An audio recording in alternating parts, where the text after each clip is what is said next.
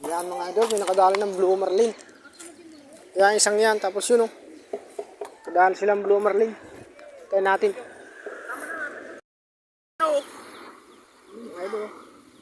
Sa 5 kilo ka na ako na natatay. 5 kilo ina.